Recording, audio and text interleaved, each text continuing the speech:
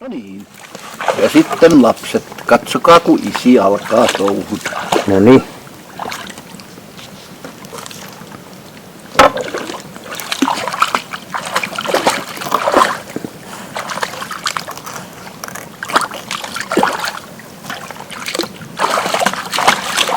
Tää on mahokala. Tällä ei ole sitä niin sanottua kutuaihiota siellä.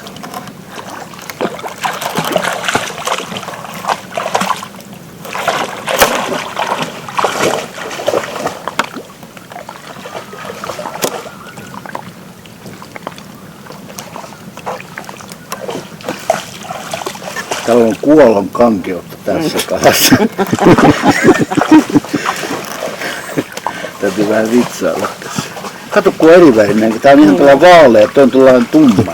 Oletko varma, ettei se ollut kuollut liian kauan? Ei se ollut. Ei. Kuule ei tästä, paljon kello nyt on? Vaikea sanoa yhtäkkiä selvinpäin. Ai joo. Kato kun taas tällainen tumma oikein komea ahven. Tää on niitä syvästä tulleet tämä. Noi on rantapuolen kala. Se on syväpäijänteen ahven. Ei on ihan oikeesti se kalat, ahvenet, ne muuttaa väriään Niin. riippuen kato missä ne. Täällä on kutuaihi.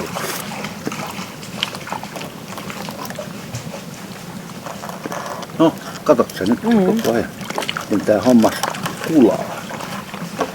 En mä viitti kauhean nopeasti tehdä nyt, kun on opetusvilmi, kato niin. Tässä on isompi, tuo on kaikki suurta. Mä vedän aina näin. Ja sitten mä panen veitten tonne. Oho.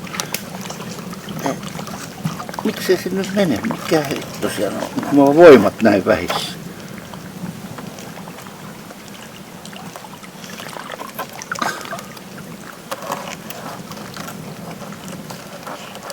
Siinä on aika kova nahka vissiin. Tässä on aika kova joo. Tai sit mulla on vähän voimat vähissä. Se on sitkeä palaa. Joo. Sitten tulee ton näköisiä noin. Ei niistä hirveän paljon jää niinku jäljelle noita. Ei.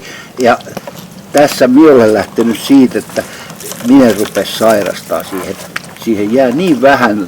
Jää sitä kun te lohen tuolla pyydätte viljoimaan, niin samalla laillahan tähän jää nää. Niin on. Mut ei näitä kannata sairastaa.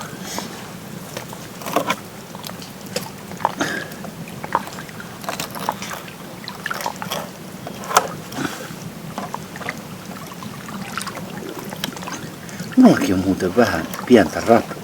Nyt huomaa selvästi, kun vähän vaan pisuttaa käsiin.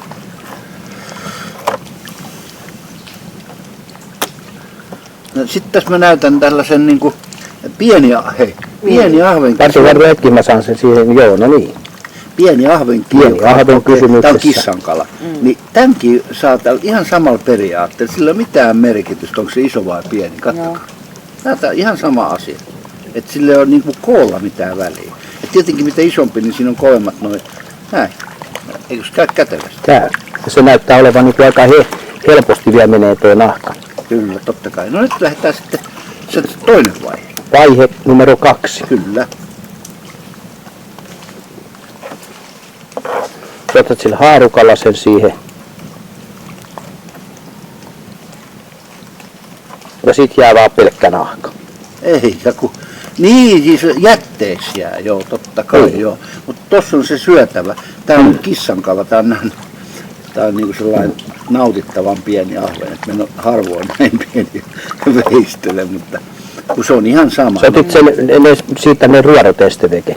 Joo, ne täytyy ottaa, joo, no kylkiruodot. Ja sitten nätisti kun terävä tää puukka, niin kattokaa kuinka nätti tulee vile siitä. Ja nyt ei sillä ole mitään, tää käy samalla lailla. Mä näet pyörittelen aina tälleen.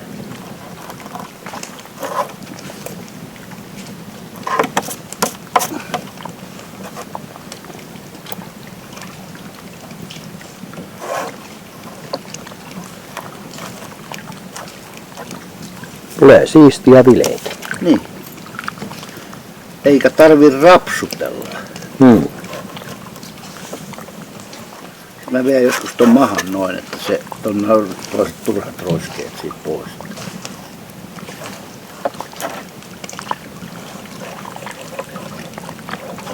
Mutta onhan siinä sitten se juttu, että viljerausveitsikin pitää olla terävä. Tää on hyvä. Ja ei käy mikään muun käteen kuin tämä veitti. Tää on se ainoa oikein. Mikäs sen tekee oikeeksi? Tää on niin hyvä terävä. Siis nyt tarkoitat, että se Että se on terävä ja sopivan jäykkä. just joo, että se on se jäykkä, joo. Aha, koira, äläpäs kaada mun pelin.